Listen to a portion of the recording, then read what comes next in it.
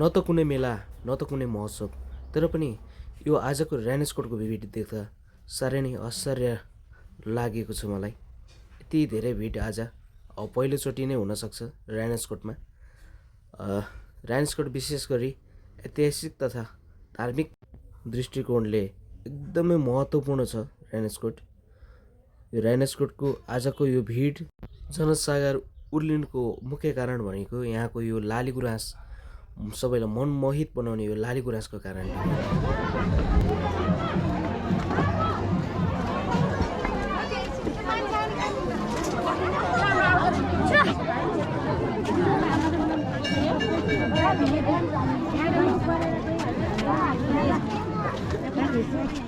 आज चाहिँ विशेष गरी शनिबारको अवसर पारेर आन्तरिक पर्यटक तथा भक्तजनहरू भित्रिएका छन् ऱ्यानेस्कोटमा।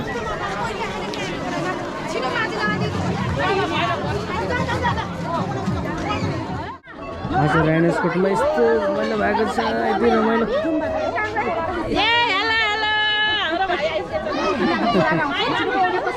ऱ्यानेस्कोटमा चाहिँ विशेष गरेर फोटो भिडियो खिच्नका लागि आउने गर्छन् पर्यटकहरू।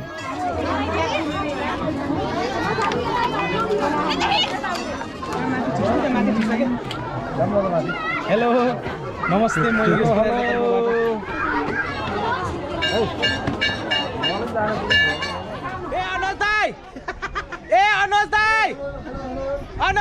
हेलो, यति बेला हामी ऱ्यानेस्कोटमा छौँ। ऱ्यानेस्कोटको यो सुन्दर दृश्यहरू हामी अवलोकन गरिरहेका छौँ। मेरो साथमा हुनुहुन्छ अहिलेको लोकप्रिय गायक योगेश परियार र हाम्रो अनुज सर पनि हुनुहुन्छ है। ऱ्यानेस्कोटबाट देखिने वरिपरिको दृश्य, यहाँको आकर्षित लाली गुराँस र यो ग्रेट वाल पनि भनिन्छ, यो लमजुङको ग्रेट वाल, यो सबै कुराले गर्दा नै ऱ्यानेस्कोटको महत्त्व बढाएको छ।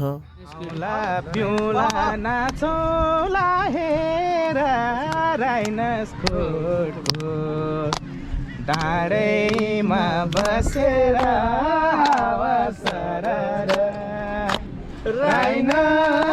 डाँडैमा हावा सरर, जता छ निर्माया उतै नजर, नाचौला हेर ऱ्यानेस्कोटको डाँडैमा बसेर हावा सरर, ऱ्यानेस्कोट डाँडैमा हावा सरर, जता छ निर्माया उतै नजर, ऱ्यानेस्कोट डाँडैमा हावा सरर, जता छ निर्माया उतै नजर, जता छ निर्माया उतै नजर।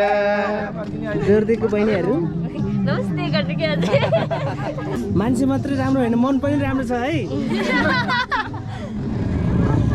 ऱ्यानेस्कोटमा आइसके पछाडि यसरी मासु पोलेर खानुपर्छ है साथीहरू, नत्र ऱ्यानेस्कोटमा आएको मजै हुँदैन। रमाइलो छ त्यो दाली मेरो पकाउनु भएको छ मासु होइन, अब खानुपर्छ। आज ऱ्यानेस्कोटमा बाइकको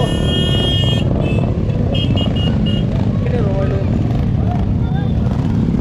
प्रदर्शन हुँदैछ।